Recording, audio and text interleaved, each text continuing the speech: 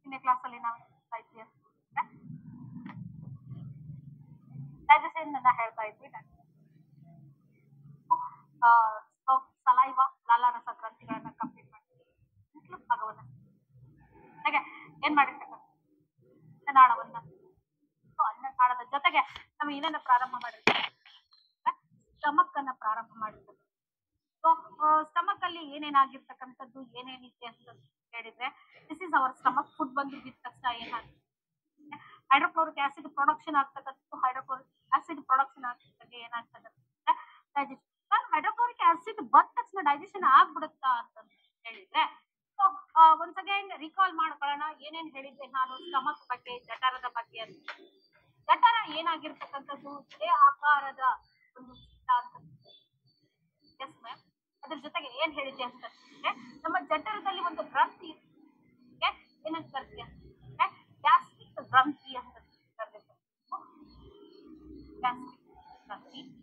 ಈ ಗ್ರಂಥಿ ಏನ್ ಮಾಡುತ್ತೆ ಅಂತ ಹೇಳಿದೆ ಅಂತಂದ್ರೆ, ಒಂದು ರಸದ ಉತ್ಪತ್ತಿಯನ್ನ ಮಾಡ್ಬೇಕು. ಯಾವ ರಸ ಅದು ಅಂತಂದ್ರೆ ಗ್ಯಾಸ್ಟ್ರಿಕ್ ರಸ ಅಂತ ಜ್ಯೂಸ್ ಅಂತ. ಇದ್ರಲ್ಲಿ ಏನಿದೆ ಗ್ಯಾಸ್ಟ್ರಿಕ್ ಜ್ಯೂಸ್ ಅಲ್ಲಿ ಅಂತಂದ್ರೆ, this is the juice, apple juice like that.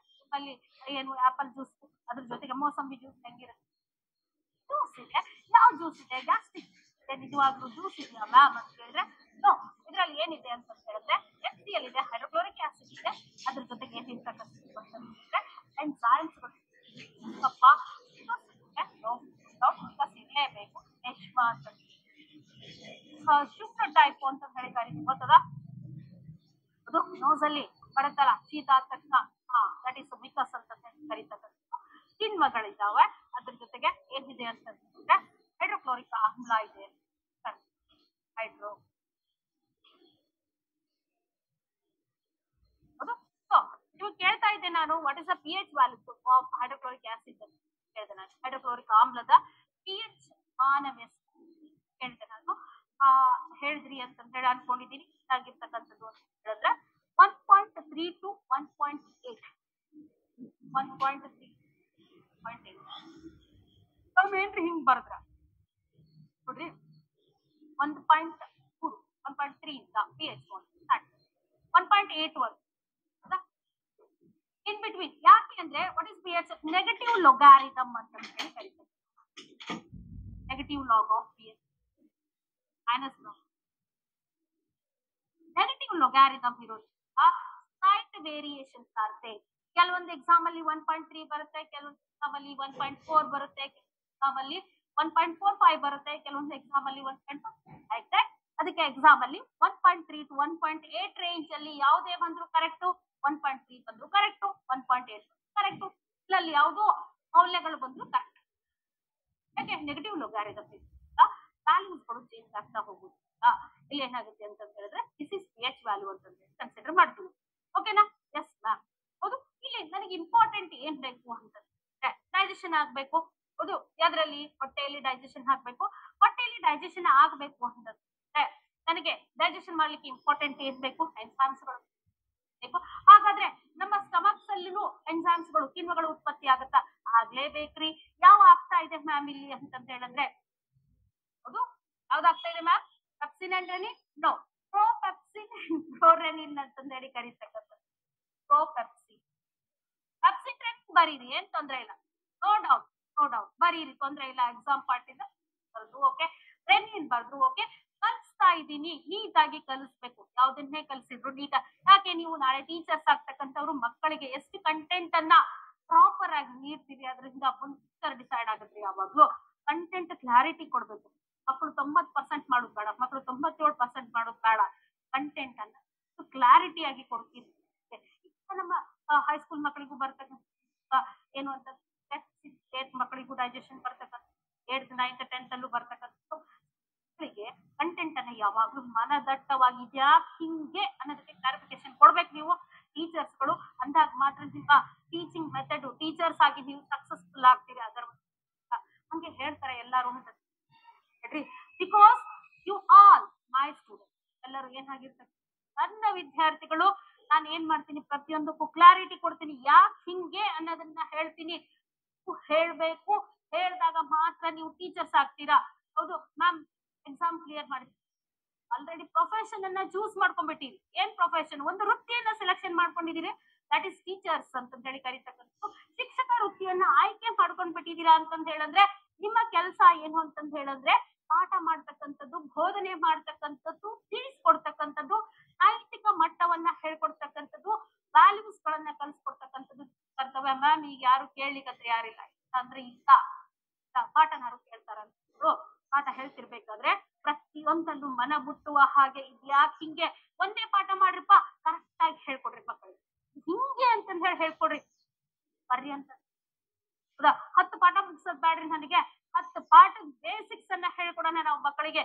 Then only ನಾವೇನಾಗ್ತಕ್ಕಂಥದ್ದು ಗುಡ್ ಟೀಚರ್ಸ್. ನಮ್ಗೆ ಯಾವ್ದು ಶಬಾಷ್ಗಿರಿ ಬೇಡ, ನಮ್ಗೆ ಯಾವ್ದು ಅವಾರ್ಡ್ಗಳು ಬೇಡ, ಪ್ರಶಸ್ತಿಗಳು ಬೇಡ, ನಥಿಂಗ್ ಎಲ್ಸ್. ನಮಗ್ ಬೇಕಾಗಿರೋದು ಏನು ಅಂತ ಹೇಳಿದ್ರೆ ಮಕ್ಕಳಿಗೆ ಕಂಟೆಂಟ್ ಹೋಗ್ಬೇಕು, ನಾವು ಹೇಳ್ತಕ್ಕಂತಹ ಮಾಹಿತಿ ಸರಿಯಾಗಿ ಮುಟ್ಟಬೇಕು, ವಿಷಯಗಳು ಸರಿಯಾಗಿ ಹೋಗ್ಬೇಕು. ದೆನ್ ಓನ್ಲಿ ಏನಾಗಿರ್ತಕ್ಕಂಥದ್ದು ನೀವು ಸೆಲೆಕ್ಟ್ ಮಾಡಿರ್ತಕ್ಕಂಥ ಟೀಚಿಂಗ್ ಪ್ರೊಫೆಷನ್ ಪರ್ಫೆಕ್ಟ್ ಆಗಿರ್ತಕ್ಕಂಥದ್ದು. ಬಹಳ ಬ್ಯಾಡ್ರಿ, ಯಾರಿಗೂ ಬೇಡ, ಮಕ್ಕಳಿಗೆ, ನಮ್ಮ ಮನೆಯ ಮಕ್ಕಳಿಗೆ, ನಮ್ಮ ಮನೆಯಲ್ಲಿರ್ತಕ್ಕಂಥ ಮಕ್ಕಳಿಗೆ ಪ್ರತಿಯೊಬ್ಬರಿಗೂ ಟೀಚಿಂಗ್ ಏನಾಗಿದೆ ಅಂತಂದ್ರೆ ಪೇರೆಂಟ್ಸ್ಗೆ, ತಂದೆ ತಾಯಿಗಳಿಗೆ ಬಿಗ್ಗೆಸ್ಟ್ ಕ್ವಶನ್ ಏನು ಅಂತಂದ್ರೆ ಮಕ್ಕಳಿಗೆ ಸ್ಕೂಲಲ್ಲಿ ಸರಿಯಾಗಿ ಕಲಿಸ್ತಾ ಇಲ್ಲ, ಮಕ್ಕಳು ಮನದಟ್ಟುವ ಹಾಗೆ ಕಲಿತಾ ಇಲ್ಲ. ಹೌದಾ? ಹಂಗ ಕಲಿಸ್ಕೊಡೋದ್ ಬೇಡ, ನಾವ್ ಈಗ ಹೇಳೋಣ, ಅದನ್ನ ಪರ್ಫೆಕ್ಟ್ ಆಗಿ ಹೇಳ್ಕೊಡೋಣ. ಹೇಳಿದ್ ಹಿಂಗೆ ಅಂತಂದ್ ಹೇಳಿ ನಾವು ಹೇಳ್ಕೊಡ್ಬೇಕು ಮಕ್ಕಳಿಗೆ. ಹಿಂಗೆ ಪಿ ಎಚ್ ವ್ಯಾಲ್ಯೂ ಇದೆ, ಇದಕ್ಕೆ ಪಿ ಎಚ್ ವ್ಯಾಲ್ಯೂ ಅಂತ ಕರಿತೀವಿ, ಯಾಕೆ ಹಿಂಗಿರುತ್ತೆ, ನೆಗೆಟಿವ್ ಲಾಗಾರಿತಮ್ ನಾವ್ ಇದೆಲ್ಲ ಹೇಳ್ತಾ ಹೋದ್ರೆ ಕಲಿತಾರ, ಶಾರ್ಪ್ ಇರ್ತಾರೆ, 5G ವರ್ಷನ್ ಅಲ್ಲಿ ಇದಾರೆ. ಹೌದಾ? ಟಕ ಟಕ್ ಅಂತ ಹೇಳಿ ಹಿಡಿತಾರೆ. ಓಕೆ, ನಾನು ಏನ್ ಹೇಳ್ತಾ ಇದ್ದೀನಿ ಅಂತ ಹೇಳಿದ್ರೆ ಗ್ಯಾಸ್ಟ್ರಿಕ್ ಜ್ಯೂಸ್ ಅಲ್ಲಿ ಏನಿದೆ ಅಂದ್ರೆ HCl ಇದೆ, HCl ಬಗ್ಗೆ ಹೇಳೋಣ. ಪಿ ಎಚ್ ವ್ಯಾಲ್ಯೂ ಹೇಳಿದೆ, ಎನ್ಸೈಮ್ಸ್ಗಳು, ಪ್ರೋಪಕ್ಸಿನ್ ಇದೆ, ಅದ್ರ ಜೊತೆಗೆ ರೆನಿನ್ ರೆನಿನ್ ಬರ್ರಿ ಕರಿತಾ ಇದ್ದೀರಿ ಅಂತ ಅನ್ಕೊಂಡಿದ್ದೀನಿ. ಡಬಲ್ ಎನ್ ಹಾಕೋದ್ ಬೇಡ, ಡಬಲ್ ಎನ್ ಹಾಕಿದ್ರೆ ಕಿಡ್ನಿಯಲ್ಲಿ ಒಂದು ರೆನಿನ್ ಬರುತ್ತೆ,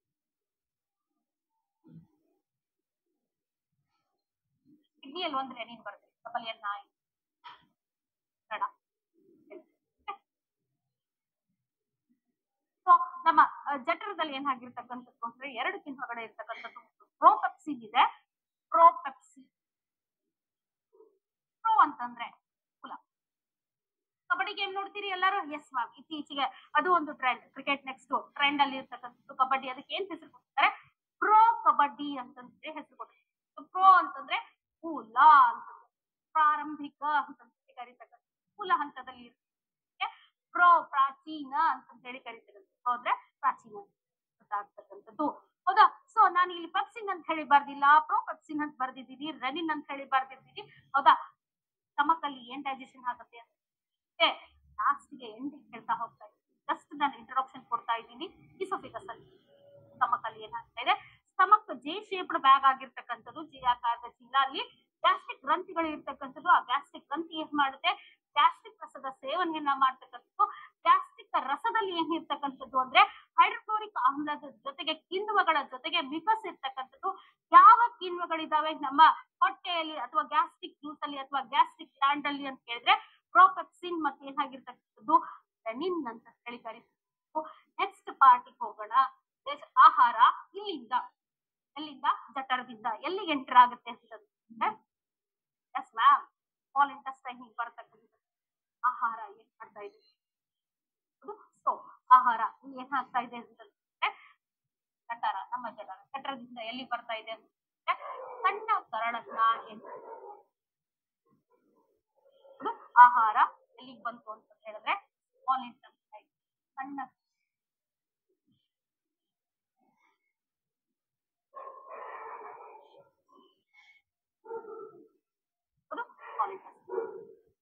ಸ್ಮಾಲ್ ಇಂಟೆಸ್ಟೈನ್ ನಮ್ಮ ಜೀರ್ಣ ಪ್ರಕ್ರಿಯೆಯಲ್ಲಿ ಅತ್ಯಂತ ದೊಡ್ಡ ಭಾಗ ಅಂತ ಹೇಳಿ ಕನ್ಸಿಡರ್ ಮಾಡ್ತೀವಿ. Largest part, small intestine. ಹೌದು? ಸೊ ಸ್ಮಾಲ್ ಇಂಟೆಸ್ಟೈನ್ ಅನ್ನ ನಾನು ಏನ್ ಮಾಡಿದ್ದೆ ಅಂತ ಹೇಳಿದ್ರೆ 3 ಡಿವಿಷನ್ ಕೊಟ್ಟಿದ್ನ, 3 ಭಾಗ. ಒಂದು ಡಿಯೋಡಿನಮ್ ಭಾಗ, ಮತ್ತೊಂದು ಜೆಜುನಮ್ ಭಾಗ, ಮತ್ತೊಂದು ಹೀಲಿಯಂ ಭಾಗ ಅಂತ ಹೇಳಿ. Duodenum and okay bro, yes ma'am, duodenum, ಜೆಜುನಮ್ and helium ಭಾಗ ಕರೀತಾರೆ.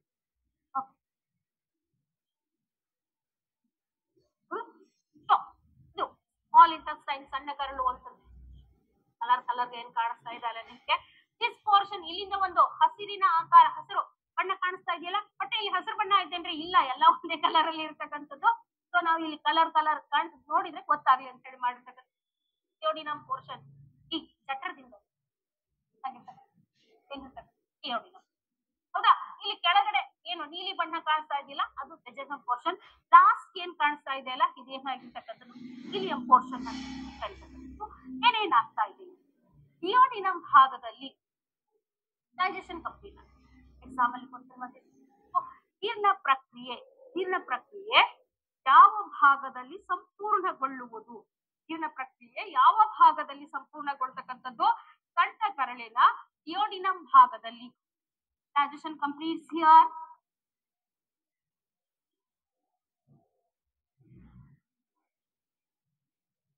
ಜೀರ್ಣಕ್ರಿಯೆ ಸಂಪೂರ್ಣಗೊಳ್ಳು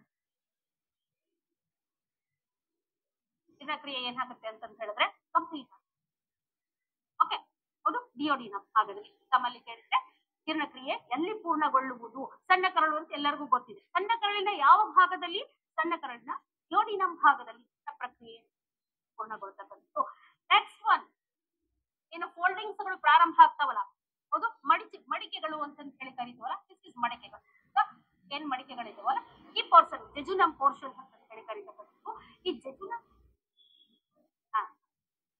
ಇಲ್ಲಿ ಡೈಜೆಷನ್ ಆಗಿರ್ತಕ್ಕಂಥ ಆಹಾರ ಜೀರ್ಣಗೊಂಡಿರ್ತಕ್ಕಂಥ ಆಹಾರ ಹೀರುವಿಕೆ ಆಗ್ತದೆ ಹೌದಾ so absorption will take place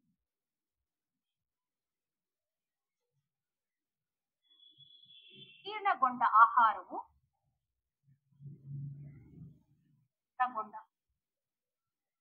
ಹೀರಿಕೆ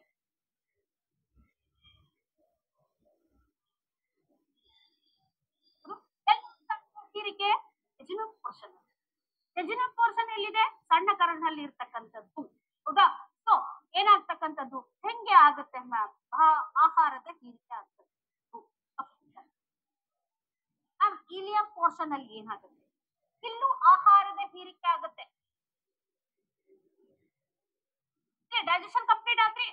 digestion complete ಆಗೈತಿ ಅಂತ ಹೇಳಿದ್ರೆ ಏನಾಗಿರ್ತಕ್ಕಂಥದ್ದು ಕಾಂಪ್ಲೆಕ್ಸ್ ಫುಡ್ ಸಂಕೀರ್ಣ ಆಹಾರ ಏನಾಗೈತಿ ಸರಳಕ್ಕೆ ಬಂದೈತಿ ಈಗ ಎಸ್ ಮ್ಯಾಮ್ ಸರಳ ರೂಪಕ್ಕೆ ಬಂತೀಗ ಸರಳ ರೂಪಕ್ಕೆ ಬಂದಿರ್ತಕ್ಕಂಥ ಆಹಾರ ಜೆಜುನಮ್ ಭಾಗದಲ್ಲಿ ಏನಾಗ್ತದೆ ಹೀರುವಿಕೆ ಆಗ್ತದೆ ಹೇಳ್ತೀನಿ ಇಲಿಯಂ ಪೋರ್ಷನ್ ಅಲ್ಲಿ ಏನಾಗುತ್ತೆ ಮ್ಯಾಮ್ ಅಲ್ಲೂ ಸಹ ಆಹಾರ ಹೀರಿಕೆ ಆಗ್ತಕ್ಕಂಥದ್ದು ಮುಂದೆ ಎಕ್ಸಾಮ್ ಅಲ್ಲಿ ನಿಮಗೇನಾದ್ರೂ ಪ್ರಶ್ನೆ ಬಂತು ಅಂತಂದ್ರೆ ದೇಹದ ಯಾವ ಭಾಗದಲ್ಲಿ ಆಹಾರದ ಹೀರಿಕೆಯಾಗುವುದು ಆಪ್ಷನ್ ಅಲ್ಲಿ ಜೆಜುನಮ್ಮು ಇದೆ ಇಲಿಯಮ್ಮು ಇದೆ ಯಾವ್ದಕ್ ಹಾಕ್ತೀರಾ ಜೆಜುನಮ್ಮಿಗೆ ಹಾಕಬೇಕು ಯಾಕೆ ಅಂತಂತ ಹೇಳಂದ್ರೆ ಅತಿ ಹೆಚ್ಚು ಹೀರುವಿಕೆ ಆಗ್ತಕ್ಕಂಥದ್ದು ಜೆಜುನಮ್ ಭಾಗ ಅತಿ ಹೆಚ್ಚು ಹೀರುವಿಕೆ ಆಗ್ತದೆ ಎಲ್ಲ ಆಗ್ತಾ ಇದೆ ಜೆಜುನಮ್ ಭಾಗದಲ್ಲಿ ಆಗ್ತಾ ಇದೆ ಯಾಕೆ ಹೀರುವಿಕೆ ಆಗ್ತಾ ಇದೆ maximum absorption will takes place in jejunum ಅಂತ ಹೇಳ್ತೀವಿ ಅತಿ ಹೆಚ್ಚಿನ ಹೀರುವಿಕೆ ಜೆಜುನಮ್ ಭಾಗದಲ್ಲಿ ಯಾಕೆ ಜೆಜುನಮ್ ಭಾಗದಲ್ಲಿ ಅತಿ ಹೆಚ್ಚಿನ ಹೀರುವಿಕೆ ಆಗುತ್ತೆ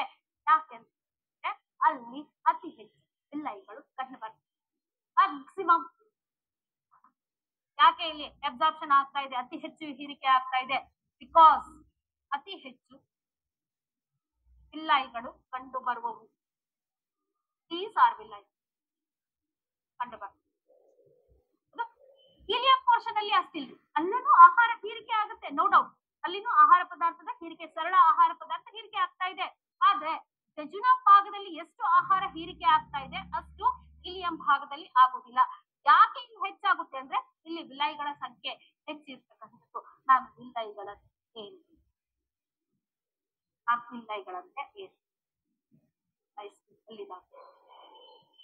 ವಿಲೈಗಳು ಇದಾವೆ ಇಲ್ಲಿ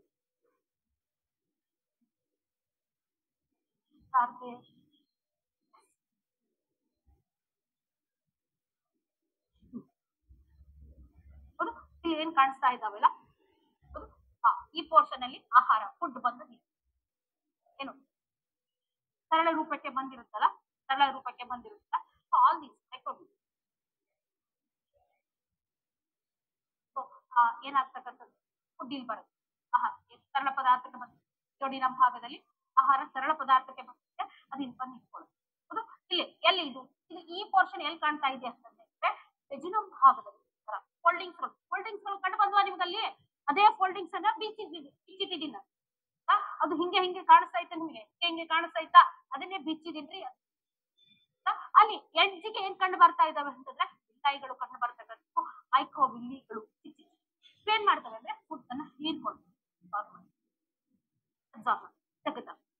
ಫುಡ್ ಅಬ್ಸಾರ್ಪ್ಷನ್ ಆಗ್ತಕ್ಕಂಥದ್ದು ಅದು ಎಲ್ಲಿ ಅಂತಂದ್ರೆ ಬಿಲ್ಲಿಗಳಲ್ಲಿ ಯಾಕೆ ಅಬ್ಸಾರ್ಬ್ ಮಾಡುತ್ತೆ ಅದು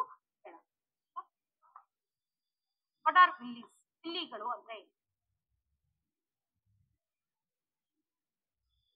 ಫಿಂಗರ್ ಲೈಕ್ ಪ್ರೊಜೆಕ್ಷನ್ ಏನು ಬೆರಳಿನಾಕಾರದ ಮಡಿಕೆಗಳು ಬೆರಳಿನಾಕಾರದ ಮಡಿಕೆಗಳಿಗೆ ನಾವು ಏನಂತ ಕರೀತಕ್ಕಂಥದ್ದು ಅಂತ ಹೇಳಿದ್ರೆ ಬಿಲ್ಲೀಸ್ ಕಾಣಿಸ್ತಾ ಇದೆಯಾ ಬೆರಳಿನಾಕಾರದ ಫಿಂಗರ್ ಲೈಕ್ ಪ್ರೊಜೆಕ್ಷನ್ ಕಾಣಿಸ್ತಾ ಇದೆಯಾ ಎಸ್ ಮ್ಯಾಮ್ ಕಾಣಿಸ್ತಾ ಅಂತ ಕರೀತೀವಿ ಸೊ ಇಲ್ಲಿ ಹೀರಿಕೆ ಆಯ್ತು ಅಂತ ಹೇಳ್ತಿರಲ್ಲ ಮತ್ತೆ ಏನಾಗುತ್ತೆ ಮ್ಯಾಮ್ ಇಲ್ಲಿ ಅಂತಂತ ಹೇಳಿದ್ರೆ ಸೊ ಹೀಗೆ ಯಾವಾಗ್ಲೂ ಒಂದು ಟೀಚರ್ಸ್ ಆದವರು ನೀವು ನೆನ್ಪಿಟ್ಕೋಬೇಕು ಹೀರಿಕೆ ಆಗಬೇಕು ಅಂದ್ರೆ ಯಾವ್ದಾದ್ರು ಥಿಂಗ್ ಅಬ್ಸಾರ್ಬ್ ಆಗ್ಬೇಕು ಅಂತ ಹೇಳಿದ್ರೆ ಸರ್ಫೇಸ್ ದೊಡ್ಡದಿರ್ಬೇಕು ಏನು ಅದ್ರ ಮೇಲ್ಮೈ ದೊಡ್ಡದಿರ್ಬೇಕು ಮೇಲ್ಮೈ ದೊಡ್ಡದಿದ್ದಾಗ ಮಾತ್ರ ಏನಕ್ಕೆ ಆಗುತ್ತೆ ಹೀರಿಕೆ ಆಗ್ತದೆ ಸರ್ಫೇಸ್ ಲಾರ್ಜರ್ ಸರ್ಫೇಸ್ ಆಗಿರೋದ್ರಿಂದ ಇನ್ಕ್ರೀಸ್ಡ್ ಏರಿಯಾ ಇರುತ್ತೆ ಇಲ್ರಿ ಕಾಣಿಸ್ತಾ ಇದೆಯಲ್ಲ ಏರಿಯಾ ಇನ್ಕ್ರೀಸ್ ಎಸ್ ಮ್ಯಾಮ್ ಅಲ್ಲಿ ಏನಾಗಿರ್ತಕ್ಕಂಥದ್ದು ಅಂತ ಹೇಳಿದ್ರೆ ಅಲ್ಲಿ ಬ್ಲಡ್ ವೆಸಲ್ಸ್ಗಳು ಅಲ್ಲಿ ಕಾಣಿಸ್ತಾ ಇಲ್ಲ ಬ್ಲಡ್ ವೆಸಲ್ಸ್ ರಕ್ತನಾಳಗಳು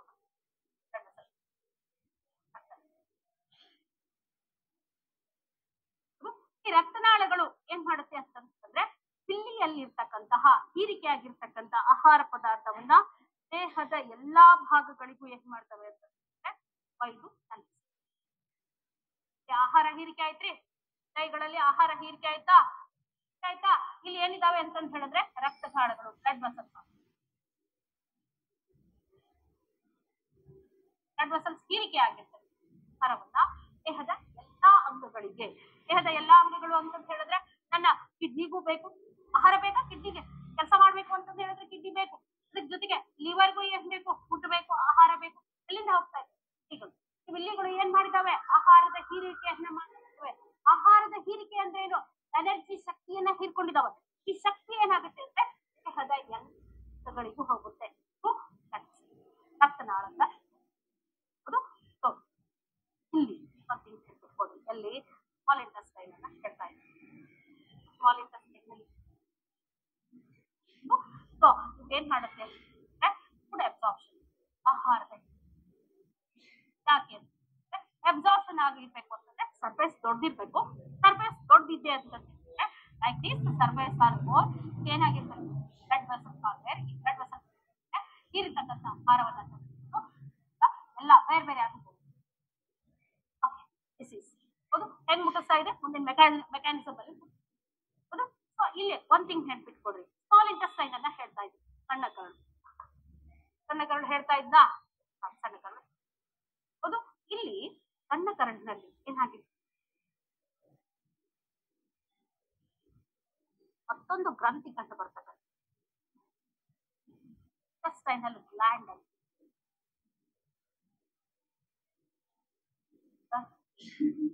ಸಣ್ಣ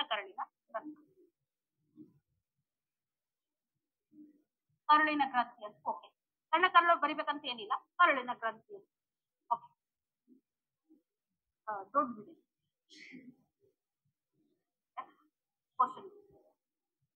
ಮಾಡಬೇಕು ಮಾಡ್ಲಿಕ್ಕೆ ಅವಕಾಶ ಇಲ್ಲ ಅದನ್ನು ಕೊಟ್ಟಿಲ್ಲ ಅವರು ಓಕೆ ಅಷ್ಟೇ ಹೇಳ್ತೀನಿ ಏನ್ ಮಾಡುತ್ತೆ ಇದು ಅಂತಂತ ಹೇಳಿದ್ರೆ ಈಗ ಏನು ಸ್ಟಮಕ್ ಅಲ್ಲಿ ಜಠರದಲ್ಲಿ ಏನಿರ್ತಕ್ಕಂಥದ್ದು ಗ್ಯಾಸ್ಟ್ರಿಕ್ ಗ್ಲ್ಯಾಂಡ್ ಗ್ಯಾಸ್ಟ್ರಿಕ್ ಗ್ರಂಥಿ ಅಂತ ಹೇಳಿ ಕರಿತೀವಿ ಗ್ಯಾಸ್ಟ್ರಿಕ್ ಗ್ರಂಥಿ ಏನ್ ಮಾಡ್ತು ಗ್ಯಾಸ್ಟ್ರಿಕ್ ರಸದ ಬಿಡುಗಡೆ ಮಾಡ್ತು ಗ್ಯಾಸ್ಟ್ರಿಕ್ ರಸದಲ್ಲಿ ಏನಿತ್ತು ಎಂಜೈಮ್ಸ್ಗಳು ಹಂಗೆ ಇಂಟೆಸ್ಟೈನಲ್ ಗ್ಲ್ಯಾಂಡ್ ಏನ್ ಮಾಡುತ್ತೆ ಅಂತ ಹೇಳಿದ್ರೆ ಇಂಟೆಸ್ಟೈನಲ್ ಜ್ಯೂಸ್ ಅನ್ನ ರಿಲೀಸ್ ಮಾಡುತ್ತೆ ಇಂಟೆಸ್ಟೈನಲ್ ಸಣ್ಣ ಕರಳಿನ ರಸ ಕರುಳಿನ ರಸ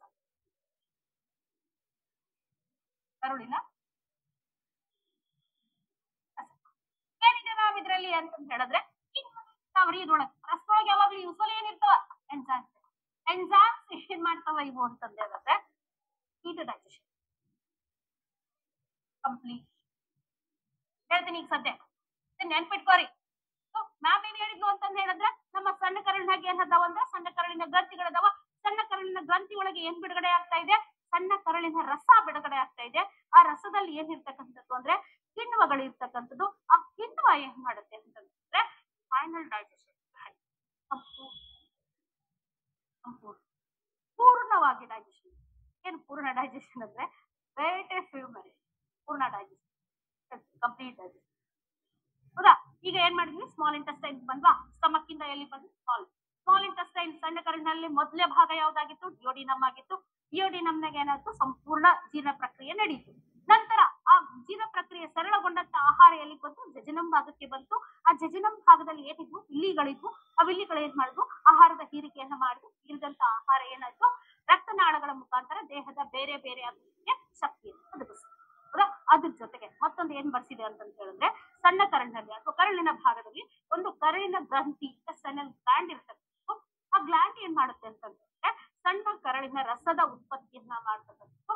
ಈ ರಸದಲ್ಲಿ ಏನಿದೆ ಭಾಗ ಟ್ರಾನ್ಸ್ಗಳು ಇರ್ತಕ್ಕಂಥದ್ದು. ಇದು ಏನ್ ಮಾಡುತ್ತೆ? ಕಂಪ್ಲೀಟ್ ಡೈಜೆಷನ್, ಸಂಪೂರ್ಣ ಡೈಜೆಷನ್ ಮಾಡ್ತಕ್ಕಂಥದ್ದು. ಸಂಪೂರ್ಣ ಡೈಜೆಷನ್ 2 ನಿಮಿಷ ವೇಟ್ ಮಾಡಿ. ಹೌದು? ಈಗ ಸ್ಮಾಲ್ ಇಂಟೆಸ್ಟೈನ್ ನಿಂದ ಅಗೇನ್ ನಾವೆಲ್ಲಿ ಹೋಗೋಣ? ಲಾರ್ಜ್ ಇಂಟೆಸ್ಟೈನ್ ಬರೋಣ. ಸ್ಮಾಲ್ ಇಂಟೆಸ್ಟೈನ್ ಮುಗಿತು, ವಿಲ್ಲಿಗಳು ಮುಗಿರ್ತಕ್ಕಂಥದ್ದು.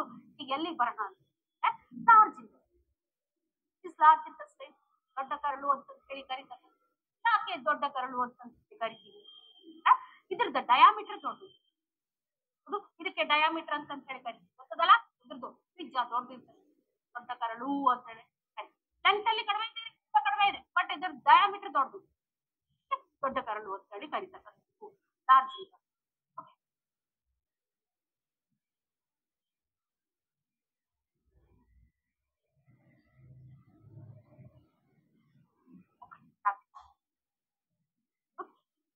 ಲಾರ್ಜ್ ಇಂಟೆಸ್ಟೈನ್ ಅಲ್ಲಿ ದೊಡ್ಡ ಕರಳಿನಲ್ಲಿ 3 ಭಾಗ ಕಂಡು ಬರ್ತಾ ಇದಾವೆ. ಕಂಡು ಬರ್ತಾ ಇದೆ? ಎಸ್ ಮ್ಯಾಮ್, ಕಂಡು ಬರ್ತಾ ಇದೆ. ಚೆನ್ನಾಗಿದೆ ನೋಡ್ರಿ. ಲಾರ್ಜ್ ಇಂಟೆಸ್ಟೈನ್ ಕಂಡ ಇದೆ ಅಲ್ಲ? ದಿಸ್ ಇಸ್ ಸೀಕಮ್ ಪೋರ್ಷನ್, ಭಾಗ. ಇಲ್ಲಿಗೆ ಏನಾಗುತ್ತೆ ಅಂತ ಹೇಳಿದ್ರೆ ಸಣ್ಣ ಕರಳು ಏನಾಗುತ್ತೆ? ದೊಡ್ಡ ಕರಳು ಭಾಗ ಗೊತ್ತಿದೆ. ಅದು ಇದೇನಾಗಿರ್ತಕ್ಕಂಥದ್ದು ಸೀಕಮ್ ಭಾಗ ಅಂತ. ಇಲ್ಲಿಂದ ಕೊಲಾನ್ ಭಾಗ ಅಂತ. ಲಾಸ್ಟ್ ಯಾವ್ದಿದೆ? Rectum portion. ಇಲ್ಲಿ ರೆಕ್ಟಮ್ ಉದದ್ವಾರ ಅಂತ ಕರೀತಾರೆ. ಉದನಾಳ ಉದದ್ವಾರ ಅಂತ. ಹೌದಾ? Yes ma'am. ಏನೇನಾಯ್ತು ಈಗ ನೋಡೋಣ ಒನ್ ಬೈ ಒನ್. ಸೀಕಮ್ ಭಾಗ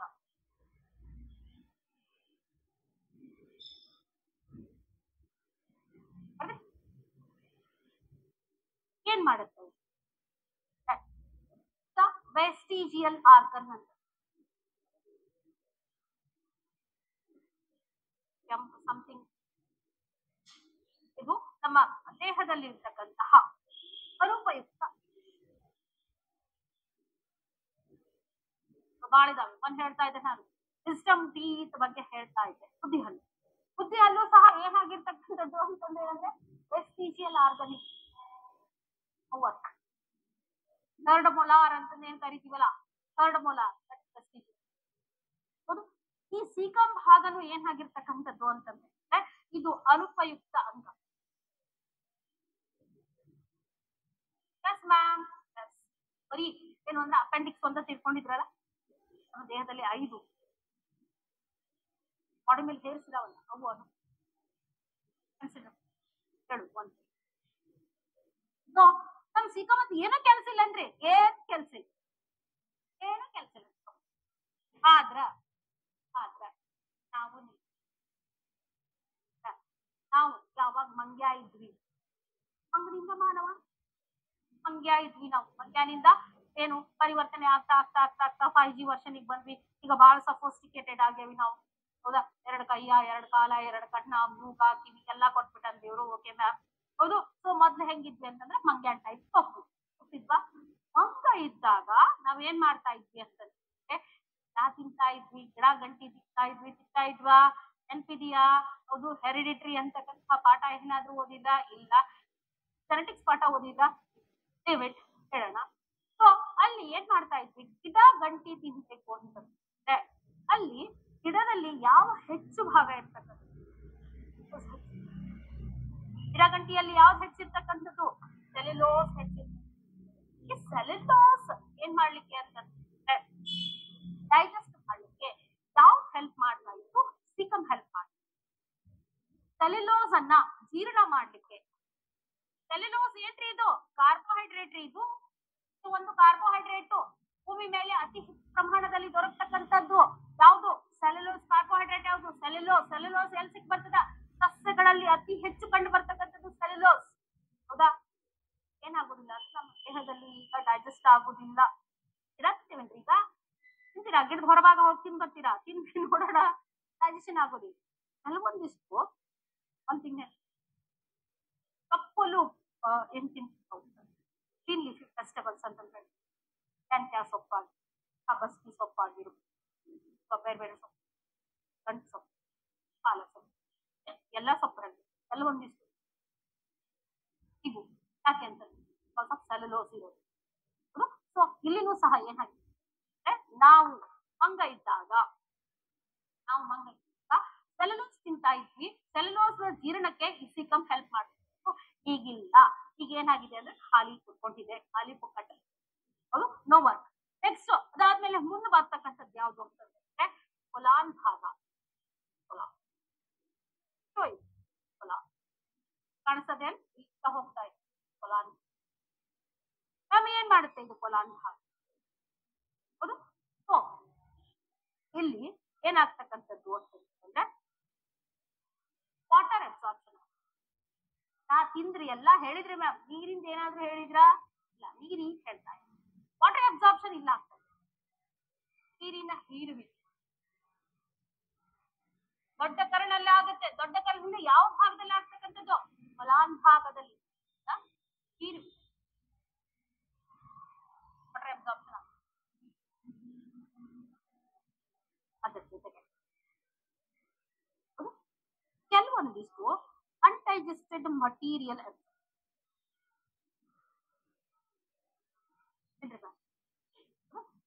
ಎಕ್ಸಾಮ್ ಪಾಯಿಂಟ್ ಆಫ್ ವ್ಯೂ ಇಂದ ನೆನ್ಪಿಟ್ಕೊಳ್ಳಿ. ಎಕ್ಸಾಮ್ ಪಾಯಿಂಟ್ ಆಫ್ ಇಂದ ಇಂಪಾರ್ಟೆಂಟ್ ನೆನ್ಪಿಟ್ಕೋರಿ. ಏನಿದೆ? ಕೊಲಾನ್ ಭಾಗದಲ್ಲಿ, ದೊಡ್ಡ ಕರಳಿನ ಕೊಲಾನ್ ಭಾಗದಲ್ಲಿ ಒಂದು ಬ್ಯಾಕ್ಟೀರಿಯಾ ಇರುತ್ತೆ. ಯಾವ್ದಿರ್ತಕ್ಕಂಥದ್ದು? ಕೊಲಾಯ್ ಬ್ಯಾಕ್ಟೀರಿಯಾ.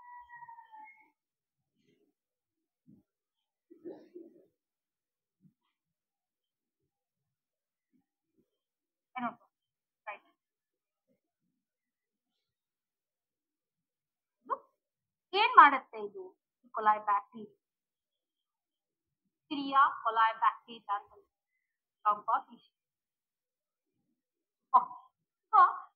ನಮ್ಮಲ್ಲಿ ಅನ್ಡೈಜೆಸ್ಟೆಡ್ ಮಟೀರಿಯಲ್ ಬಂದಿರ್ತ್ರಿ. ಜೀರ್ಣಗೊಳ್ಳದೆ ಇರತಕ್ಕಂತ ಆಹಾರ ಪದಾರ್ಥ ಏನ್ ಮಾಡುತ್ತೆ ಅಂತಂದ ಹೇಳಿದ್ರೆ ಈ ಕೊಲಾನ್ ಭಾಗಕ್ಕೆ ಬಂದ್ ಸೇರ್ಕೊಂಡಿರುತ್ತೆ. ಅನ್ಡೈಜೆಸ್ಟೆಡ್ ಫುಡ್, ಅನ್ಡೈಜೆಸ್ಟೆಡ್ ಫುಡ್, ಜೀರ್ಣವಾಗದೇ ಇರುವ ಆಹಾರ, ಆಹಾರ. Okay ma'am? ಎಸ್. ಆ ಅನ್ಡೈಜೆಸ್ಟೆಡ್ ಆಹಾರವನ್ನ, ಅದು ಏನು ಜೀರ್ಣಗೊಳ್ಳದೆ ಇರತಕ್ಕಂತ ಆಹಾರವನ್ನ ಈ ಕೊಲಾಯ್ ಬ್ಯಾಕ್ಟೀರಿಯಾ ಸೇವನೆ ಮಾಡುತ್ತೆ. ಅನ್ಡೈಜೆಸ್ಟೆಡ್ ಪಾರ್ಟಿಕಲ್ ಅದು ಅದರ ಆಹಾರ ರೀ.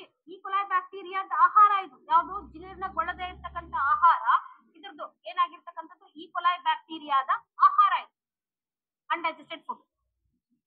ಅದು ಆದ್ಮೇಲೆ ಏನ್ ಮಾಡುತ್ತೆ ಅಂತಂದ್ರೆ ಬ್ಯೂಟಿಫುಲ್ ರಿಲೇಷನ್ ಏನ್ ಮಾಡುತ್ತೆ? ನಮಗೆ ವಿಟಮಿನ್ B1, B2, B12 ಉತ್ಪತ್ತಿ ಮಾಡಿಕೊಡುತ್ತೆ. ದಿಸ್ ಈ ಕೊಲಾಯ್ ಬ್ಯಾಕ್ಟೀರಿಯಾ ಗಿವ್ಸ್ ಅಸ್ ಈ ಈಕೊಲಾಯ್ ಬ್ಯಾಕ್ಟೀರಿಯಾವು ನಮಗೆ ವಿಟಮಿನ್ 1, ವಿಟಮಿನ್ 1, B12 ಮತ್ತು ವಿಟಮಿನ್ ಎ ದ ಉತ್ಪತ್ತಿಯನ್ನು ಮಾಡುವುದು.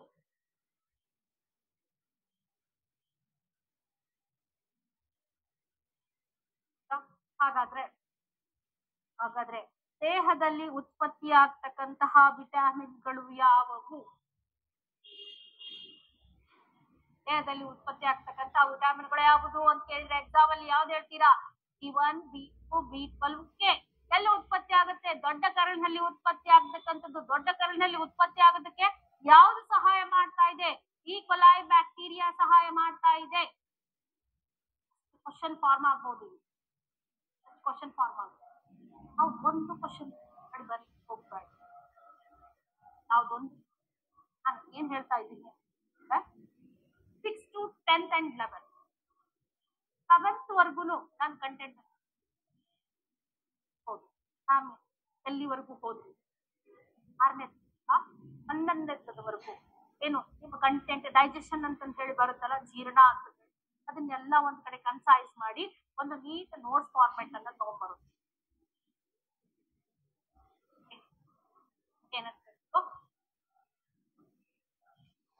ಇಲ್ಲಿ ಒಂದೊಂದೇ ಚಾಪ್ಟರ್ ಅನ್ನ ಸಪರೇಟ್ ಆಗಿ ಓದುದಲ್ಲ. 11ನೇದಲ್ಲಿ ಒಂದು ಓದುದು, 10ನೇದಾಗ ಒಂದು ಓದುದು. ಒಬ್ಬ ಟೀಚರ್ ಕೆಲಸ ಏನು ಅಂತಂದ್ರೆ ಈ ಎಲ್ಲಾ ಕಂಟೆಂಟ್ ಅನ್ನ ಕಂಪೈಲ್ ಮಾಡ್ಕೊಂಡ್ ಬರೋದು. ಹೌದಾ? ಕಂಪೈಲ್ ಮಾಡಿ 1 by 1 ಸ್ಟೆಪ್ ಬೈ ಸ್ಟೆಪ್ ಹೇಳ್ತಾ ಹೋಗ್ಬೇಕು. 6ರಿಂದ 11ನೇವರೆಗೂ ಏನೇನ್ ಕಂಟೆಂಟ್ ಬರುತ್ತೆ. ಯಾಕಂದ್ರೆ ನಿಮ್ಮ ಅಲ್ಲಿ ಹಾಕಿದ ಏನು ಅಂತ 10th ವರ್ಗು ನಾನು NCERT ಕವರ್ ಮಾಡ್ತೀನಿ. 10th ವರ್ಗು ಅಷ್ಟೇ ಬರುತ್ತಾ? ಸ್ಟೆಪ್ ಮುಂದಕ್ಕೆ ಹೋಗ್ಬೇಕು. ಫಿಸಿಕ್ಸ್ ಅಲ್ಲಿ ಮತ್ತೊಂದು ಸ್ಟೆಪ್ ಮುಂದಕ್ಕೆ ಹೋಗ್ತೇನೆ. 12th ವರ್ಗುನು ಫಿಸಿಕ್ಸ್ ಅನ್ನ ತಗೊಂಡು ಯಾಕೆ 12th ವರ್ಗು ಡಿಗ್ರಿ ಲೆವೆಲ್ ವರ್ಗು ಒಮ್ಮೊಮ್ಮೆ ಕ್ವಶನ್ಸ್ ಗಳು ಬಂದಿದ ತೋರಿಸ್ತೀವಿ. ಹೌದಾ? ಸೊ ಅದಕ್ಕೆ ಅದನ್ನೆಲ್ಲ ಕವರ್ ಮಾಡ್ಕೋಬೇಕು. ಇಲ್ಲಿ ಏನು ಅಂತ ಹೇಳಿದ್ರೆ ಕಂಟೆಂಟ್ ಕಲೀಲಿಕ್ಕೆ ಹೆಸಿಟೇಟ್ ಮಾಡಿ. ನಮ್ದು ಗುರಿ ಒಂದೇ, ಎಕ್ಸಾಮ್ ಕ್ಲಿಯರ್ ಮಾಡಿ. ಆ ಕಂಟೆಂಟ್ ಎಲ್ಲಾದ್ರೂ ಹೋಗ್ಲಿ, ಎಷ್ಟು ರೇಂಜ್ ವರ್ಗು, ಯಾವ ವ್ಯಾಪ್ತಿಗಾದ್ರೂ ಹೋಗ್ರಿ, ಆ ವ್ಯಾಪ್ತಿವರೆಗೂ ಹೋಗಿ ಬರ್ಬೇಕು. ನನ್ನ ಗುರಿ ಏನಂದ್ರೆ ಎಕ್ಸಾಮ್ ಕ್ಲಿಯರ್ ಮಾಡಿ. ಎಕ್ಸಾಮ್ ಕ್ಲಿಯರ್ ಮಾಡ್ಲಿಕ್ಕೆ ಹೇಗಿರ್ತವೆ ಕ್ವಶನ್ಸ್? ಒಂದಿಷ್ಟು ಕ್ವಶನ್ಸ್ ಅನ್ನ ಈಸಿ ಲೆವೆಲ್ ಅಲ್ಲಿ ಹಾಕಿರ್ತಾನೆ. ಯಾವಾಗ್ಲೂ ಈಸಿ ಲೆವೆಲ್ ಅಲ್ಲಿ ಹಾಕಿರ್ತಾನೆ ಕ್ವಶನ್ಸ್ ಗಳು. ಕೆಲವೊಂದಿಷ್ಟು ಎಲ್ಲರೂ ಬರೀತಾರೆ. ಅವು ಓದ್ದೇ ಇರ್ತಕ್ಕಂತಹ ವ್ಯಕ್ತಿಗಳು ಆ ಕ್ವಶನ್ಸ್ ಅನ್ನ ಟಚ್ ಮಾಡ್ತಾರೆ. ಅಷ್ಟು ಈಸಿ ಲೆವೆಲ್ ಅಲ್ಲಿ ಇರ್ತಾವೆ. ಇನ್ನ ಕೆಲವೊಂದಿಷ್ಟು ಕ್ವಶನ್ಸ್ ಗಳು ಹೆಂಗಿರ್ತವೆ? ಮೀಡಿಯಂ ರೇಂಜಿಗೆ. ಮೀಡಿಯಂ ರೇಂಜ್ ಹೆಂಗೆ ಅಂತ ಹೇಳಿದ್ರೆ ಹೆಂಗಿರ್ತವೆ ಕ್ವಶನ್ಸ್ ಗಳು ಅಂತ ಹೇಳಿದ್ರೆ ಓಕೆ ಇದು ಬರಬಹುದು, ಇದಾಗಿರ್ಬೋದು. ಕೆಲವೊಂದಿಷ್ಟನ್ನ ಗೆಸ್ ಮಾಡ್ತೀವಿ, ಕೆಲವೊಂದಿಷ್ಟ ಅದಕ್ಕೆ ಏನಂತ ಮಾಡರೇಟ್ ಲೆವೆಲ್ ಅಂತ.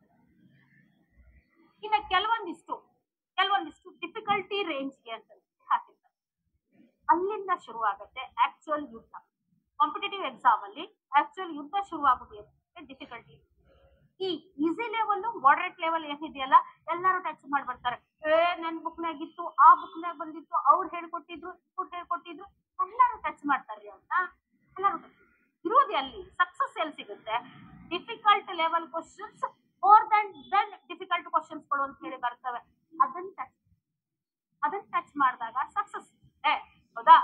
ನಾನು 2 ಮಾರ್ಕ್ಸ್ ಅಲ್ಲಿ ಹೋದೆ, 3 ಮಾರ್ಕ್ಸ್ ಅಲ್ಲಿ ಹೋದೆ. ಯಾಕೆ ಅಂತಂದ್ರೆ ಅಣ್ಣ ಏನ್ ಮಾಡಿಲ್ಲ ಅಂದ್ರೆ ಡಿಫಿಕಲ್ಟಿ ಕ್ವಶನ್ ಟಚ್ ಮಾಡಿಲ್ಲ, ಅಂದ್ರೆ ಕಂಟೆಂಟ್ ಅನ್ನ ಕ್ಲಾರಿಟಿ ಮಾಡ್ಕೊಟ್ಟಿಲ್ಲ. ಅಲ್ಲಿ ಬರ್ತಕ್ಕಂಥದ್ದು ಕಂಟೆಂಟ್ ಪ್ರಶ್ನೆ. ಹೌದಾ? ಈ ಲೆವೆಲ್ ಮಾಡರೇಟ್ ಲೆವೆಲ್ ಎಲ್ಲಾರು ಹೇಳ್ಕೊಡ್ತಾರ್ರಿ, ಎಲ್ಲಾರು ಹೇಳ್ಕೊಡ್ತಾರೆ. Difficulty more than difficulty questions ಗಳನ್ನ ಟಚ್ ಮಾಡೋದ್ರಲ್ಲೇ ಇರೋದು ಸಕ್ಸಸ್. ಹೌದಾ? ಅದನ್ನ ಟಚ್ ಮಾಡಿ ಬಂದ್ರಿ ಅಂತಂತ ಹೇಳಿದ್ರೆ ವಿದೌಟ್ ಎನಿ ಕ್ಲಮ್ಸಿನೆಸ್, ಯಾವುದೇ ರೀತಿ ಗೊಂದಲ ಇಲ್ಲದೆ ನನ್ ಕ್ಲಿಯರ್ ಆಗುತ್ತೋ ಎಕ್ಸಾಮ್. ಕಾನ್ಫಿಡೆನ್ಸ್ ಬರಬೇಕು, ಕ್ಲಾರಿಟಿ ಆಗಬೇಕು. ಕಂಟೆಂಟ್ ಕ್ಲಾರಿಟಿ ಒಂದೇ ಸರಿ ಮಾಡ್ಕೋಬೇಕು. ಯಾರ ರೇಂಜ್ಗಾದ್ರೂ ಹೋಗ್ಲಿಕ್ಕೆ ತಯಾರಿರ್ಬೇಕು. ನಾವು 10th ವರ್ಗೂ ಅಷ್ಟೇ ಓದಿಸ್ರಿ ಮಾಡುದಿಲ್ಲ. ನಾನು ಚೀಟ್ ಮಾಡ್ಲಿಕ್ಕೆ ರೆಡಿ ಇಲ್ಲ. ಯಾರನ್ನು ಚೀಟ್ ಮಾಡಿದ್ರು ಮಾಡ್ಲಿಕ್ಕೆ ರೆಡಿ ಇಲ್ಲ. ಹೋಗ್ಬೇಕಂದ್ರೆ ಹೋಗ್ಬೇಕು, ಕಲಿಬೇಕಂದ್ರೆ ಕಲಿಬೇಕು. That's my principle. ಹೌದಾ? ಕಲೀಲಿಕ್ಕೆ ಕುತ್ಕೊಂಡಿದ್ದೀರಿ ಅಂದ್ಮೇಲೆ ಯಾವ ರೇಂಜ್ ಆದ್ರೆ ಏನು ಎಲ್ಲದನ್ನು ಕಲ್ತಾ ಬರ್ಬೇಕ್ರಿ. Whatever it's first PU or second PU or degree level. ಹೇಳೋರು ಗಟ್ಟಿದ್ದಾರೆ ಅಂತಂದ್ರೆ ಕಲಿಯೋರು ಗಟ್ಟಿ ಇರ್ಲಿ. ಹೌದಾ? ಅಂದಾಗ ಮಾತ್ರ ನಮ್ ಸಕ್ಸಸ್ ಸಿಗ್ತಕ್ಕಂಥದ್ದು, ಅದರ್ವೈಸ್ ಸಿಗುದಿಲ್ಲ. ಸೊ ನಮ್ಮ ದೇಹದಲ್ಲಿ ಏನಾಗ್ತಕ್ಕಂಥದ್ದು ಅಂತ ಹೇಳಿದ್ರೆ vitamin B1 B2 B12 K ಏನಾಗ್ತಕ್ಕಂಥದ್ದು ದೇಹದಲ್ಲಿ ಉತ್ಪತ್ತಿ ಆಗ್ತಕ್ಕಂತಹ ವಿಟಾಮಿನ್ಗಳು. ದೇಹದಲ್ಲಿ ಉತ್ಪತ್ತಿ ಆಗ್ತಕ್ಕಂತಹ ವಿಟಾಮಿನ್ಗಳು ನೆನ್ಪಿಟ್ಕೊಳ್ರಿ. B1 B2 B12 ಮತ್ತು K ಯಾವುದಕ್ಕೆ ಹೆಲ್ಪ್ ಮಾಡ್ತಕ್ಕಂಥದ್ದು ಅಂದ್ರೆ ರಕ್ತ ಹೆಪ್ಪುಗಟ್ಟುವಿಕೆಗೆ ಸಹಾಯ ಮಾಡ್ತಕ್ಕಂಥ ವಿಟಾಮಿನ್ K ಆಗಿರ್ತಕ್ಕಂಥದ್ದು ಅಂತ ಹೇಳಿ ಹೇಳ್ತೀವಿ. ಎಸ್ ಮ್ಯಾಮ್, ಎಸ್ ಹೌದು. ಅದ್ರ ಜೊತೆಗೆ ಇಲ್ಲಿ ಏನಾಗುತ್ತೆ ಮ್ಯಾಮ್ ಅಂತ ಹೇಳಿದ್ರೆ ಮತ್ತೊಂದು ಭಾಗ ಬರ್ತಕ್ಕಂಥದ್ದು last rectum portion,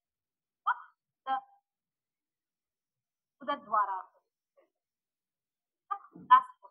rectum portion ಬರೀತಕ್ಕಂಥ. ಇಲ್ಲಿ ಏನಾಗುತ್ತೆ ಅಂದ್ರೆ ಅನ್ಡೈಜೆಸ್ಟೆಡ್ ಫುಡ್. ಜೀರ್ಣಗೊಳ್ಳದೆ ಇರ್ತಕ್ಕಂಥ ಆಹಾರ ಸ್ಟೋರ್ ಆಗ್ತದೆ. ಮಾರನೇ ದಿವಸ ಏನ್ ಮಾಡುತ್ತೆ, ಏನಸ್ ಮುಖಾಂತರ ಗುದದ್ನಾಳದ ಮುಖಾಂತರ ಹೊರಗೆ ಹೋಗ್ತಕ್ಕಂಥದ್ದು.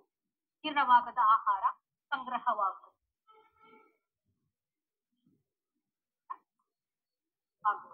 ಇದಕ್ಕೆ ಏನಂತ ಕರಿತೀವಿ ಅಂದ್ರೆ ಫಿಕಲ್ ಕಂಟೆಂಟ್ ಅಂತ ಕರಿತೀವಿ.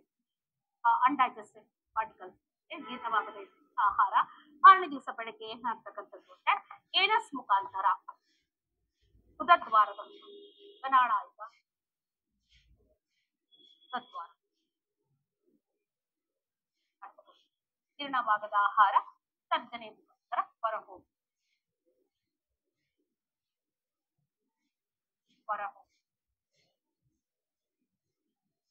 Okay ಅನ್ಬ್ರೋ yes ma'am. ಇಷ್ಟೊತ್ತನ ಏನ್ ಮಾಡಿದ್ವಿ, ಡೈಜೆಷನ್ ಮೇಲ್ನೋಟದ ಚಿತ್ರಣವನ್ನ ನೋಡಿರ್ತಕ್ಕಂಥ ಮೇಲ್ಮೇಲೆ ಮೇಲ್ಮೇಲ್ ಮೇಲ್ಮೇಲೆ ಹೌದು ಎಸ್ ಮ್ಯಾಮ್ ಮೇಲ್ಮೇಲ್ ನೋಡಿದ್ವಿ. ಮುಂದೆ ಏನು ಮ್ಯಾಮ್, ಈಗ ಡೈಜೆಷನ್ ಇಷ್ಟ ಆಯ್ತಲ್ರಿ. ಡೈಜೆಷನ್ ಹೇಳ್ಬೇಕಾದ್ರೆ ನಾನ್ ಮೇಲೆ ಪಾರ್ಟ್ಸ್ ಜೊತೆಗೆ ಕೆಲವೊಂದಿಷ್ಟು ಅಕ್ಸೆಸರಿ ಗ್ಲ್ಯಾಂಡ್ಸ್ ಸಹಾಯಕ ಗ್ರಂಥಿಗಳು ಜೀರ್ಣಕ್ರಿಯೆಗೆ ಸಹಾಯ ಮಾಡ್ತಕ್ಕಂತಹ ಸಹಾಯಕ ಗ್ರಂಥಿಗಳು ಅಂತ ಹೇಳಿ ಹೆಡ್ಡರ್ ಹಾಕಿ. ಹೆಡ್ಡರ್ ಅಲ್ಲಿ ಲಿವರ್ ಬರ್ಸಿದ್ದೆ, ಬರ್ಸಿದ್ರಿ. ಅದ್ರ ಜೊತೆಗೆ ಪ್ಯಾಂಕ್ರಿಯಾಸ್ ಮೇದೋಜೀರಕ ಗ್ರಂಥಿಯನ್ನ ಬರ್ಸಿದ್ರಿ. ಗಾಲ್ ಬ್ಲಾಡರ್ ಬರ್ಸಿದ್ನ, ಪಿತ್ತಕೋಶವನ್ನ ಎಸ್ ಮ್ಯಾಮ್ ಬರ್ಸಿದ್ರಿ. ಓದ್ಬೇಕಲ್ರಿ ಅವನ್ನ. ಅವ್ನು ನೋಡೋಣ. ಅಕ್ಸೆಸರಿ ಗ್ಲ್ಯಾಂಡ್ಸ್ ಜೀರ್ಣಕ್ರಿಯೆಗೆ ಸಹಾಯ ಮಾಡುವ ಗ್ರಂಥಿಗಳು. ಕ್ರಿಯೆಗೆ ಸಹಾಯ ಮಾಡುವ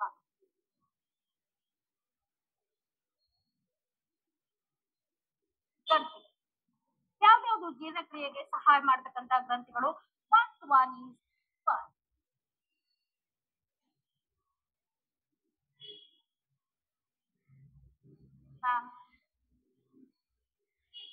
ಎಲ್ಲಿದೆ ನೋಡೋಣ.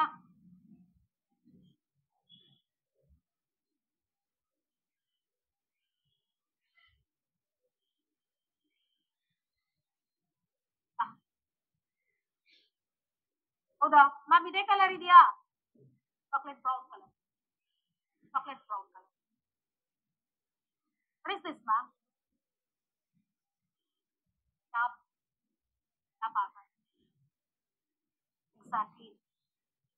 Exactly.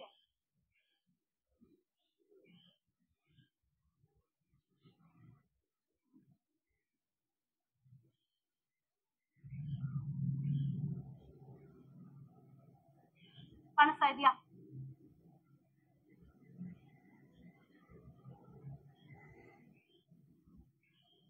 ಕಾಣಿಸ್ತಾ ಇದೆ. ಇಲ್ಲಿ ಒಳಗಡೆ ಹಸಿರು ಬಣ್ಣದ ಒಂದು ಚಿಕ್ಕ ಗ್ರಂಥಿ ಕಾಣಿಸ್ತಾ ಇದೆಯಾ? ಬಣ್ಣ. This is gallbladder. ಏನಂತ ಕಾಣಿಸ್ತಾ ಇದೆ? Gallbladder. ಪಿತ್ತಕೋಶ. ನಮ್ಮಲ್ಲಿ ಒಂದು ಕನ್ಫ್ಯೂಷನ್ ದೊಡ್ಡದಿದೆ. ಏನು ಅಂತಂತ ಹೇಳಿದ್ರೆ ಲಿವರ್ಗೆ ಪಿತ್ತಕೋಶ ಕೋಶ ಅಂತ ಹೇಳಿದ್ರೆ ಅದಕ್ಕೆ ಯಕೃತ್ ಅಂತ ಕರಿತೀವಿ. ಕೆಳಗಡೆ ಸ್ಮಾಲ್ ಏನ್ ಬರುತ್ತಲ್ಲ ಅದು ನೋಡ್ಕೊಂಡು ಏನೇನಿದೆ ಇದ್ರ ಕೆಲಸ ಅಂತ ಹೇಳಿ ನೋಡ್ಕೊಂಡ್ ಬರೋಣ. ಲಿವರ್ ಏನ್ ಕೆಲಸ ಇದೆ, ಏನ್ ಮಾಡ್ತಾ ಇದೆ? ಯಕೃತ್ತು. ಸೊ ಇಲ್ಲಿ ಫುಡ್ ಡೈಜೆಷನ್ ಆಗುತ್ತೆ, ಆಹಾರದ ಜೀರ್ಣ ಆಗುತ್ತೆ. ಇಲ್ಲಿ ಫುಡ್ ಡೈಜೆಷನ್ ಆಗೋದಿಲ್ಲ, ನೆನ್ಪಿಟ್ಕೊಂಡ್ರೆ. ಇಲ್ಲಿ ಫುಡ್ ಎಂಟ್ರಿ ಆಗೋದಿಲ್ರಿ. ಆಹಾರ ನಮ್ಮ ಯಕೃತ್ತಿಗೆ ಹೋಗೋದಿಲ್ಲ.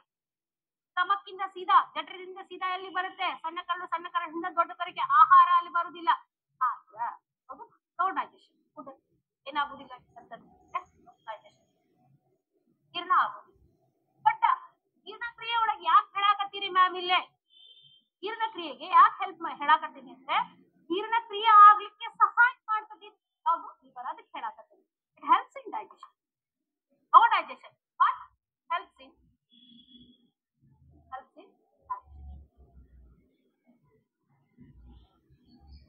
ಸಹಾಯವನ್ನು ಮಾಡುವುದು. ಹೌದಾ? ಹೆಂಗ್ ಸಹಾಯ ಮಾಡ್ತದ? ಸಹಾಯ ಹೌದು. ಜೀರ್ಣಕ್ರಿಯೆಗೆ ಸಹಾಯ ಮಾಡ್ಬೇಕು ಅಂತಂದ್ ಹೇಳಿದ್ರೆ ಏನ್ ಮಾಡ್ಬೇಕ್ರಿ ಪುಟ? ಇದು ಫಸ್ಟ್ ಎಂಜೈಮ್ಸ್ ಗಳನ್ನ ರಿಲೀಸ್ ಮಾಡ್ಬೇಕು. ಹೌದು, ಅಥವಾ ಜ್ಯೂಸ್ ಗಳನ್ನ ರಿಲೀಸ್, ಒಂದು ರಸದ ಉತ್ಪತ್ತಿ ಮಾಡ್ಬೇಕು. ಇಲ್ಲ ಅಂದ್ರೆ ಕಿಣ್ವಗಳ ಉತ್ಪತ್ತಿ ಆಗ ಮಾತ್ರ ಏನಾಗುತ್ತೆ? ಡೈಜೆಷನ್ ಆಗುತ್ತೆ. ಹಾಗಾದ್ರೆ ಇದೇನ್ ಮಾಡುತ್ತೆ? ಕಿಣ್ವಗಳನ್ನ ಉತ್ಪತ್ತಿ ಮಾಡುತ್ತೆ ಅಥವಾ ರಸವನ್ನ ಉತ್ಪತ್ತಿ. ಹೇಳೋಣ, just wait a minute. So ಇಲ್ಲಿ ಒಂದು ಕ್ವಶನ್ ಯಾವಾಗ್ಲೂ ಎಲ್ಲಾ ಎಕ್ಸಾಮ್ ಅಲ್ಲೂ ಕೇಳಿರ್ತಕ್ಕಂಥ ಪ್ರಶ್ನೆ, ನಮ್ಮ ದೇಹದ ಅತಿ ದೊಡ್ಡ ಗ್ರಂಥಿ ಯಾವುದು? ಅದು ಲಿವರ್ ಆಗುತ್ತೆ. ಲಾರ್ಜೆಸ್ಟ್ ಗ್ಲ್ಯಾಂಡ್ ಅಂತಂದ್ರೆ ಮಾನವನ ದೇಹದ ಅತಿ ದೊಡ್ಡ ಗ್ರಂಥಿ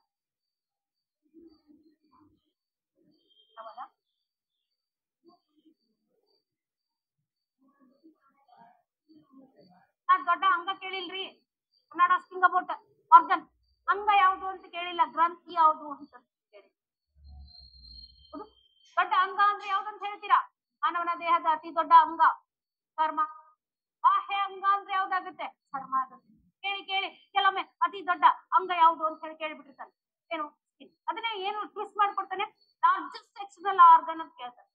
ಬಾಹ್ಯ ಅತಿ ದೊಡ್ಡ ಅಂಗ ಚರ್ಮ ಇರುವುದ ಹೊರಗೆ ಏನು ಅಂತ ಟ್ವಿಸ್ಟ್ ಮಾಡಿ ಕೇಳುದು ಅಂತ ಹೇಳಿ ಹೇಳ್ತೀವಿ. ಹೌದಾ? ಅದ್ರ ಜೊತೆಗೆ ಏನಾಗಿರ್ತಕ್ಕಂಥದ್ದು ಅಂದ್ರೆ ಇಲ್ಲಿ ಇನ್ನೊಂದು ಕ್ವಶನ್ ಬರುತ್ತೆ.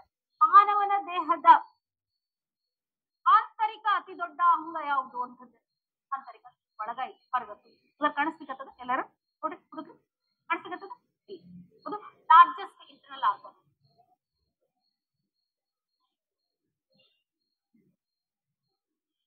ಆರ್ಗನ್ ಅಂಗ ಅತಿ ದೊಡ್ಡ ಆಂತರಿಕ ಅಂಗ. ದೊಡ್ಡ ಆಂತರಿಕ ಅಂಗನೂ ಹೌದು. ಆಂತರಿಕ ಕನ್ಫ್ಯೂಷನ್ ಆಗ್ಬೇಡ್ರಿ. ದೊಡ್ಡ ಆಂತರಿಕ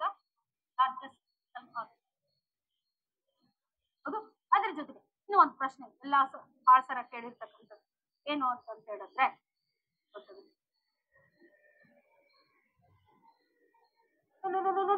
ಇಲ್ಲೇ ಏನ್ ಆಗ್ತದ ಇಂಟೆಸ್ಟೈನ್ ಬರ್ತದ. Sorry for that.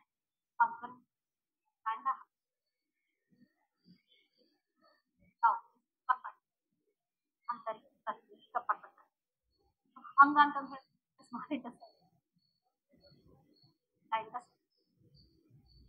So okay, heaviest organ, ಭಾರವಾಗಿರ್ತಕ್ಕಂತಹ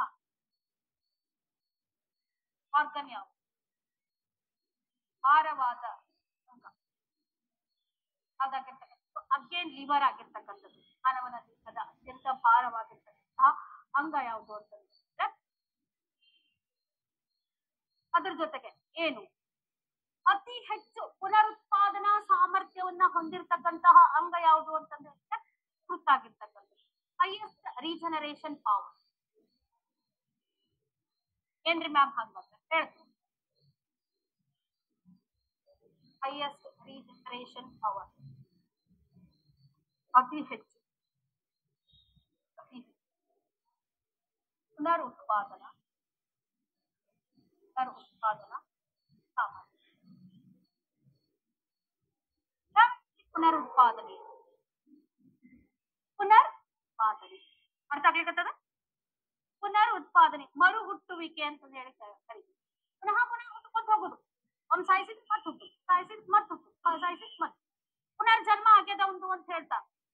ಪುನರ್ಜನ್ಮ ಆಗ್ಯದ ಅಂತಂದ್ರೆ ಮತ್ ಅವನ ಹುಟ್ಟಿ ಬಂದಾನ ಅಂತಂದೇಳಿ ಹಂಗ ಇಲ್ಲಿ ಪುನರುತ್ಪಾದನೆ ಆಗ್ಲಿಕ್ಕತ್ತದ. ಹೊಳ್ಳೊಳ್ಳು ಹುಡ್ತಾವ. ಎಲ್ಲಿ?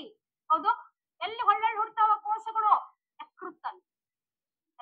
ಆಗ್ಯದ ಹೇಳಿದ್ರ ಹೆಪಟಿಕ್ ಸೆಲ್ಸ್ ಅಂತಂದ್ರೆ ಇವೆಲ್ಲ ನಿಮ್ಮ ಎಕ್ಸಾಮ್ ನಿಮ್ಮ NCERT ಯಲ್ಲಿ ಹೇಳಿಲ್ಲ ಇದನ್ನ. ಯಕೃತ್ತಲ್ಲಿ ಇರ್ತಕ್ಕಂತಹ ಕೋಶಗಳು ಹೆಪಟಿಕ್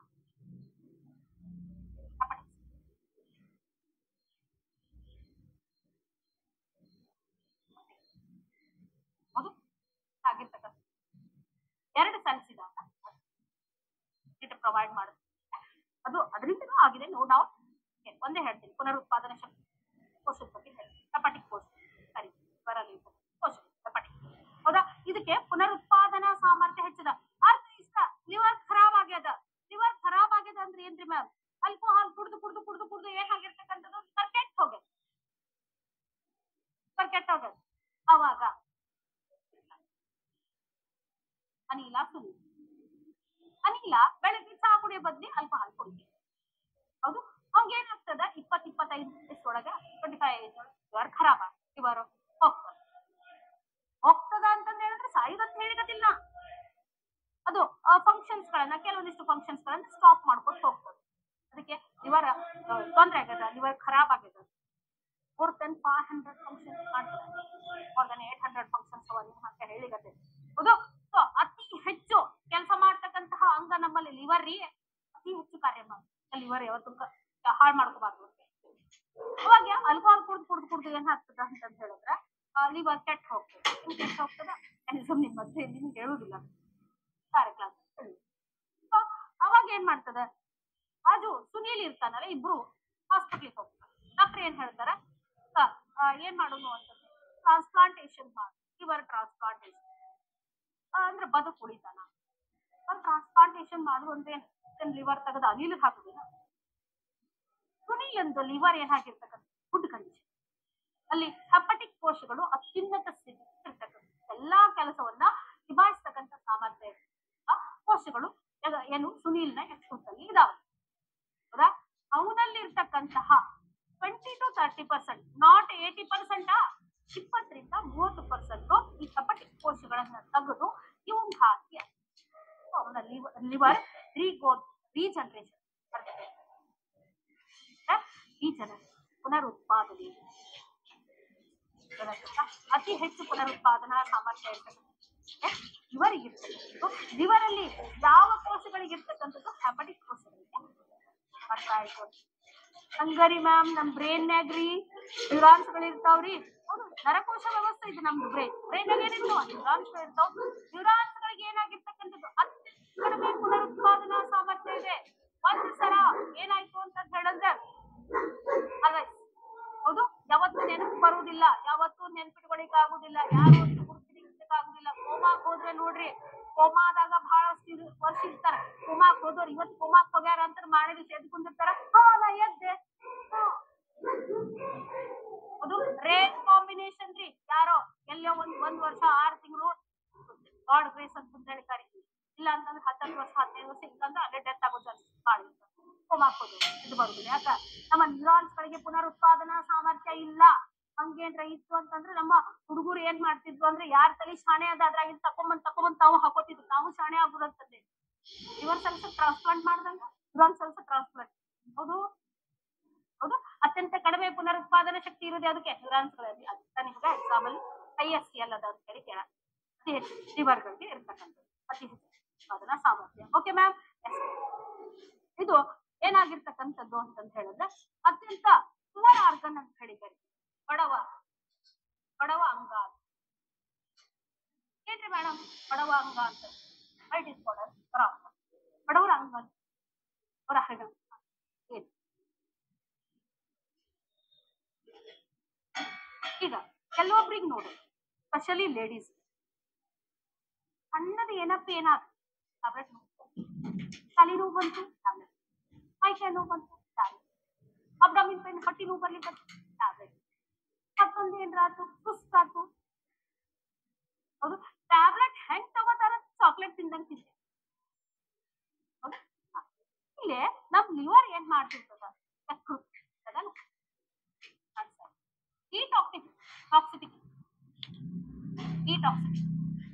ದೇಹದಲ್ಲಿಯ ವಿಷಗಳನ್ನ ಹೊರಹಾಕ ಏನಂತೆ?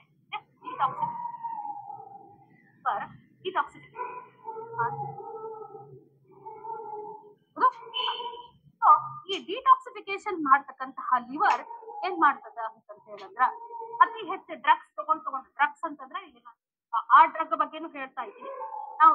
ಡೈಲಿ ತೆಗೆದುಕೊಳ್ತಕ್ಕಂತಹ ಟ್ಯಾಬ್ಲೆಟ್ಸ್ ಮೆಡಿಕಲ್ ವರ್ಡ್ ಅಲ್ಲಿ ವೈದ್ಯರು ಏನ್ ಹೇಳ್ತಾರೆ? ಡ್ರಗ್ಸ್ ತಗೊಂಡು ಏನ್ ಮಾಡ್ತದ ಅಂತಂದ್ರೆ ನಮ್ಮ ಯಕೃತ್ತು ಡಿಟಾಕ್ಸಿಫಿಕೇಶನ್ ಕೆಲಸವನ್ನ ನಿಲ್ಲಿಸ್ತದೆ. ಅದು ನೋಡಿ, ನಾವು ಗುಳಿಗೆ ತಗೊಂಡಿರ್ತೇವಲ್ರಿ, ಏನ್ ಗುಳಿಗೆ ತಗೋತೀವ್ರ, ಡೋಲೋ ಆಗಿ ಮತ್ತೊಂದಾಗಿ, ಅದು ಅಡ್ವರ್ಸ್ ಎಫೆಕ್ಟ್ ಮಾಡ್ತದೆ ದೇಹಕ್ಕೆ. ಅದು ಸಡನ್ ಅಡ್ವರ್ಸ್ ಎಫೆಕ್ಟ್ ಕೊಡ್ತದ ಇಲ್ಲ, 15-20 ವರ್ಷ ಆಗ್ತದೆ. ಅವಾಗ ಏನಾಗ್ತದ ಅಂತ ಹೇಳಿದ್ರೆ ನಮ್ಗೆ ಗೊತ್ತಾಗತ್ತದ, ನಮ್ ಕಿಡ್ನಿ ಡ್ಯಾಮೇಜ್ ಆಗ್ಯದ, ನಮ್ಗೆ ಮತ್ತೊಂದು ಡ್ಯಾಮೇಜ್ ಆಗ್ಯದ, ಬಿಕಾಸ್ ಆಫ್ ಟ್ಯಾಬ್ಲೆಟ್ ಕನ್ಸಂಪ್ಷನ್. ಗುಳಿಗೆ ತಗೊಂಡ್ ಹಂಗ. ಹೌದು, ಅಲ್ಲಿವರೆಗೂ ನಮ್ಗೆ ಯಾವ್ದು ಕಾಯ್ಕೊಂಡು ಬರ್ಲಿಕ್ಕತ್ತದ ಅಂತ ಹೇಳಿದ್ರೆ ಲಿವರ್ ಕಾಯ್ಕೊಂಡು ಬರ್ಲಿಕ್ಕತ್ತ. ಹೌದು, ಏನ್ ಮಾಡ್ತದ ಲಿವರ್ ಅಂತ ಹೇಳಿದ್ರ ನಮ್ಮ ದೇಹದಲ್ಲಿ ಇರ್ತಕ್ಕಂತಹ ವಿಷವನ್ನ ಹಾಕ್ತದೆ. ಹೌದು, ಹಿಂಗಾಗಿ ನಮ್ಗೆ ವ್ಯತ್ಯಾಸ ಗೊತ್ತಾಗುದಿಲ್ಲ. ನೋಡಿ, ಯಾವಾಗ ಲಿವರ್ ಏನ್ ಮಾಡ್ತದೆ? ಕೆಲಸ ನಿಲ್ಲಿಸ್ತದೆ. ಡಿಟಾಕ್ಸಿಫಿಕೇಶನ್ ಕೆಲಸ ನಿಲ್ಲಿಸ್ತಿಲ್ಲ, ಅವಾಗ ಏನಾಗ್ತಾವ ಅಂತಂದ್ರೆ ನಮ್ಮ ಅಂಗಗಳ ಮೇಲೆ ತೊಂದರೆ ಆಗಕ್ಕೆ ಶುರುವಾಗುತ್ತೆ. ಟಾಕ್ಸಿಕ್ ವಿಷಗಳು ಬಂದು ಕೂಡ್ಲಿಕ್ಕೆ ಏನ್ ಮಾಡ್ತಾವ, ನಮ್ಮ ಅಂಗಗಳನ್ನ ಹಾಳು ಮಾಡ್ಲಿಕ್ಕೆ ಶುರು. ಇಷ್ಟು ದಿವಸ ಏನ್ ಮಾಡ್ತಾ ಇತ್ತು, ಲಿವರ್ ಆ ಟಾಕ್ಸಿಕ್ ಅನ್ನ ತೆಗೆದು ಹೊರಗೆ ಹಾಕ್ತಿತ್ತು. ಡೈಲಿ ಡೈಲಿ ಡೈಲಿ ಡೈಲಿ ತೆಗೆದು ಹೊರಗೆ ಹಾಕ್ತಿತ್ತು. ಅದಕ್ಕೆ ಏನಾಗ್ತದೆ, ಡಿಟಾಕ್ಸಿಫಿಕೇಶನ್. ಅದು ಲಿವರ್ ಯಾವಾಗ ಖರಾಬ್ ಆಗ್ತದೆ ಅವಾಗ ಏನ್ ಮಾಡ್ಲಿಕ್ಕೆ ಎಷ್ಟಂತ ಮಾಡ್ತದ್ರಿ. ಮನೆಯೊಳಗೆ ಮಮ್ಮಿ ಎಷ್ಟು ದಿವಸ ಕೆಲಸ ಮಾಡ್ತಾರೋ ಅಕ್ಕಿಗೆ ರಿಟೈರ್ಮೆಂಟ್ ಅಂತ ಬೇಕು, ಪಪ್ಪ ಎಷ್ಟು ದಿವಸ ಅಂತ ಕೆಲಸ ಮಾಡ್ತಾನೋ ಅವ್ರಿಗೂ ರಿಟೈರ್ಮೆಂಟ್ ಅಂತ ಬೇಕು. ಬೇಕಾಯ್ತು ಹಂಗ ಇದು ಪಾಪ ಏನ್ ಮಾಡ್ತದ ಅಂತ ಹೇಳಿದ್ರೆ, ಹೋಗ ನೀನ ತಗ ಸಾಕಾಗಿ ಹೋಗಂತ ಹೇಳಿ ಒಂದು ಅದಕ್ಕೆ ಏನಾಗ್ತದೆ, ಲಿವರ್ ಖರಾಬ್ ಆಗ್ತದೆ, ಹಾಳಾಗತ್ತೆ. ಅವಾಗ ಏನಾಗ್ತದ, ನಮ್ಮ ಟಾಕ್ಸಿಕ್ ಗಳು ದೇಹದಿಂದ ಹೊರಗೆ ಹೋಗುದಿಲ್ಲ, ವಿಷ ಹೊರಗೆ ಹೋಗುದಿಲ್ಲ, ಅಲ್ಲೇ ಉಳಿಲಿಕ್ಕೆ ಶುರುವಾಗ್ತಾವ, ನಮ್ಮ ಆರ್ಗನ್ಸ್ ಗಳನ್ನ ಹಾಳು ಮಾಡಿ. ಹೌದಾ, ಅದಕ್ಕೆ ಅವಾಗ ಹಂಗ ಆತು ಅಂತ ಅದಕ್ಕೆ ಏನಂತ ಕರಿತೀವಿ, liver is A poor organ ಅಂತ ಕರಿತಾರೆ. ಯಾಕೆ ಮಾಡುವಂಥದ್ದು, ವಿಷ ಹೊರಗೆ ಹಾಕುವಂಥದ್ದು ಪೂರ್ ಆರ್ಗನ್ ಅಂತ. ಅರ್ಥ ಆಯ್ತು? ಏನೇನ್ ಅರ್ಥ ಆಯ್ತು, ಏನೇನ್ ಕೆಲಸ ಮಾಡ್ಲಿಕ್ಕೆ ಲಿವರ್ ಏನ್ ಮಾಡ್ತಾ ಇಲ್ಲ ಅಂದ್ರೆ ಡೈಜೆಷನ್ಗೆ ಹೆಲ್ಪ್ ಮಾಡ್ತಾ ಇದೆ. ಡೈಜೆಷನ್ ಹೆಲ್ಪ್ ಮಾಡ್ತಾ ಇದೆ, ಆದ್ರೆ ಅದರಲ್ಲಿ ಡೈಜೆಷನ್ ಆಗ್ತಾ ಇದೆ. ಅಲ್ಲಿ ಜೀರ್ಣಕ್ರಿಯೆ ನಡೀತಾ ಇಲ್ಲ, ಆದ್ರೆ ಜೀರ್ಣಕ್ರಿಯೆ ಮಾಡ್ತಾ ಇದೆ, ಸಹಾಯವನ್ನ ಮಾಡ್ತಾ ಇದೆ. ಇದೇನಾಗ್ತಾ ಇದೆ, ದೇಹದ ಅತಿ ದೊಡ್ಡ ಗ್ರಂಥಿ ಅಂತ ಕರೀತಕ್ಕಂಥದ್ದು. ದೇಹದ ಆಂತರಿಕ ಅತಿ ದೊಡ್ಡ ಗ್ರಂಥಿ ಅಂತ ಹೇಳಿನೂ ಕರೀತಕ್ಕಂಥದ್ದು. ಹೀಗೆ ನಮ್ಮ ದೇಹದ ಭಾರವಾಗಿರ್ತಕ್ಕಂತಹ ಅಂಗ ಅಂತ ಯಕೃತ್ತನ್ನೇ ನಾವು ಕರೀತಕ್ಕಂಥದ್ದು. ಅದ್ರ ಜೊತೆಗೆ ಅತಿ ಹೆಚ್ಚು ಪುನರುತ್ಪಾದನಾ ಸಾಮರ್ಥ್ಯವನ್ನ ಯಾವ್ದು ಹೊಂದಿರ್ತಕ್ಕಂಥದ್ದು ಅಂತ ಹೇಳಿದ್ರೆ ಅದು ಲಿವರೇ ಆಗಿರ್ತಕ್ಕಂಥದ್ದು. ಅದ್ರ ಜೊತೆಗೆ ಅತ್ಯಂತ ಬಡವ ಅಂಗ ಅಂತ.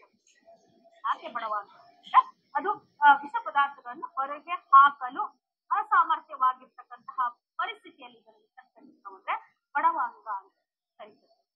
ಎಸ್ ಮ್ಯಾಮ್, ಇಷ್ಟೆಲ್ಲ ಹೇಳಿದ್ವಿ ನಾವು. ಈಗ ಡೈಜೆಷನ್ ಹೆಂಗ್ ಹೆಲ್ಪ್ ಮಾಡ್ತೀವಿ, ಜೀರ್ಣಕ್ಕೆ ಹೆಂಗ್, ಇದು ಏನ್ ಮಾಡ್ತಾ ಇದೆ ಅಂತ ಹೇಳಿದ್ರೆ ಒಂದು ರಸದ ಉತ್ಪತ್ತಿಯನ್ನ ಮಾಡ್ತಾ ಇದೆ.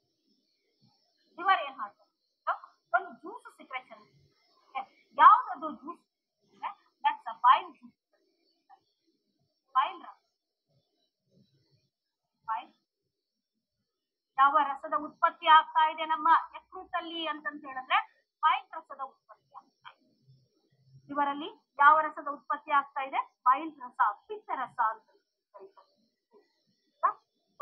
ಪಿತ್ತ ರಸದ ಉತ್ಪತ್ತಿ ಆಯ್ತು.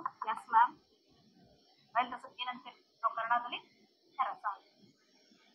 ಪಿತ್ತ ರಸದಲ್ಲಿ ಅದು ಸ್ಟಮಕಲ್ಲಿ ಏನಿತ್ತು, ಗ್ಯಾಸ್ಟ್ರಿಕ್ ಜೂಸ್ ರಿಲೀಸ್ ಆಯ್ತು, ಗಟ್ಟರದಲ್ಲಿ ಅಲ್ಲಿ ಏನಿತ್ತು, HCl ಇತ್ತು, ಮತ್ತೆ ಎಕ್ಸಾಲ್ಟ್. ಅದೇ ರೀತಿ ನಮ್ಮ ಸಣ್ಣ ಕರಳಿನಲ್ಲಿ ಏನ್ ರಿಲೀಸ್ ಆಯ್ತು, ಇಂಟೆಸ್ಟೈನಲ್ ಜ್ಯೂಸ್ ರಿಲೀಸ್ ಆಯ್ತು. ಆಯ್ತಾ, ಅದರಲ್ಲಿ ಏನಿತ್ತು, ಎಂಜೈಮ್ಸ್ ಗಳಿದ್ದು.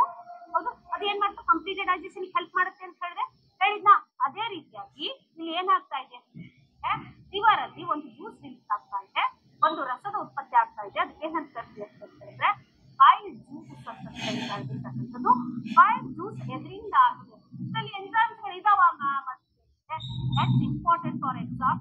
ಇದರಲ್ಲಿ ಯಾವುದೇ ರೀತಿಯಾಗಿರ್ತಕ್ಕಂತಹ ಕಿಣ್ವಗಳು ಇರುವುದಿಲ್ಲ, enzymes, but it is made up of salts. Bile juice ಆಗಿರ್ತಕ್ಕಂಥದ್ದು made up of salts plus enzyme. ಇದರಲ್ಲಿ ಯಾವುದೇ ಕಿಣ್ವಗಳು ಇರುವುದಿಲ್ಲ.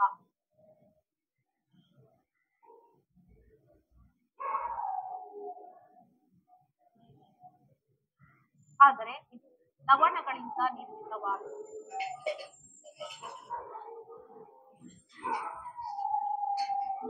ಈ ರಸದಲ್ಲಿ ಏನಿಲ್ಲ ಎಂಜೈಮ್ಸ್ಗಳು, ಕಿಣ್ವಗಳು ಇರುವುದಿಲ್ಲ. ಹೌದು, ಸೊ ಅದಕ್ಕೆ ಇದನ್ನ ಫಿಸಿಕಲ್ ಡೈಜೆಷನ್ ಕರೀತಾರ. ಇಲ್ಲ ನಿಮಗೆ ಸೊ ಇಲ್ಲಿ ಇನ್ನೊಂದು ಏನ್ ನೆನ್ಪಿಟ್ಕೋಬೇಕು ಅಂತ, ಬೈಲ್ ಜ್ಯೂಸ್ ಎಲ್ಲಿ ಉತ್ಪತ್ತಿ ಆಗ್ತಾ ಇದೆ, ಎಲ್ಲಾಗ್ತಾ ಇದೆ ಬೈಲ್ ಜ್ಯೂಸು, ಲಿವರ್ ಅಲ್ಲಿ ಉತ್ಪತ್ತಿ ಆಗ್ತಾ ಇದೆ. ಹೌದಾ, ಒನ್ ಮೋರ್ ಕ್ವಶನ್ ಏನ್ ನೆನ್ಪಿಟ್ಕೋಬೇಕು ಅಂತ, ಉತ್ಪತ್ತಿ ಆಗಿರ್ತಕ್ಕಂತಹ ಬೈಲ್ ಜ್ಯೂಸ್ ಏನಾಗತ್ತೆ ಹೇಳಿದ್ರೆ ಇದು ಪಿತ್ತಕೋಶದಲ್ಲಿ ಹೋಗಿ ಸಂಗ್ರಹ ಆಗತ್ತೆ. ಇದು ಎಕ್ಸಾಮ್ ಪಾಯಿಂಟ್ ಆಫ್ ವ್ಯೂ ತುಂಬಾ ಇಂಪಾರ್ಟೆಂಟ್ ಕ್ವಶನ್. ಏನಾಗಿರ್ತಕ್ಕಂಥದ್ದು, ಬೈಲ್ ಜ್ಯೂಸ್ ನೋಡಿ,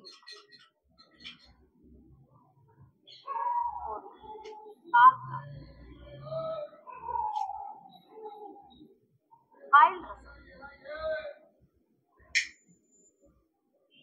ಪಿತ್ತಕೋಶ ಸಂಗ್ರಹವಾಗುವುದು.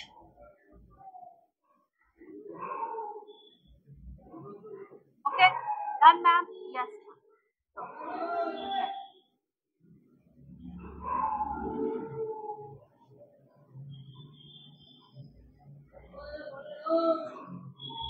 ಕಾಣಿಸ್ತಾ ಇದೆಯಾ?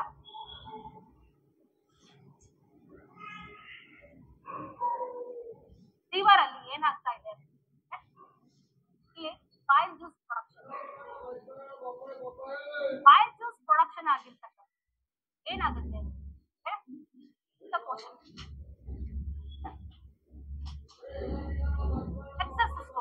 Excess secretion ಆಗ್ಬಿಟ್ಟಿರುತ್ತೆ. ಅದೇನ್ ಮಾಡೋದಿಲ್ರಿ, ಅದನ್ನ ತಗೊಂಡು ಅದಕ್ಕೆ ಅದೇನ್ ಮಾಡ್ತದೆ ಅಂತಂದ್ ಹೇಳಿದ್ರೆ ನಾನ್ ಬ್ಯಾಡ್ ಹೋಗ್ಬೋದು.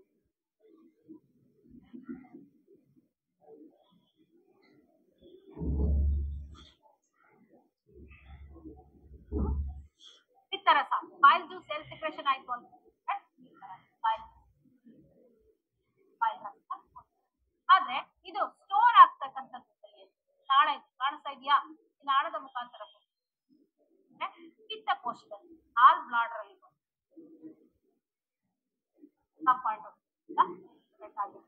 ಬಾಯಿಲ್ ಜ್ಯೂಸ್ ಅಲ್ಲಿ ಏನಿಲ್ಲ ಅಂತಂದ್ರೆ ಕಿಣ್ವಗಳಿರುವುದಿಲ್ಲ, ಆದ್ರೆ ಅದು ಎದರಿಂದ ಆಗಿರ್ತಕ್ಕಂಥ ಲವಣಗಳಿಂದ ಆಗಿರ್ತಕ್ಕಂಥದ್ದು ನೆನ್ಪಿಟ್ಕೋಬೇಕು ಅಂತ ಹೇಳ್ತಾ ಏನು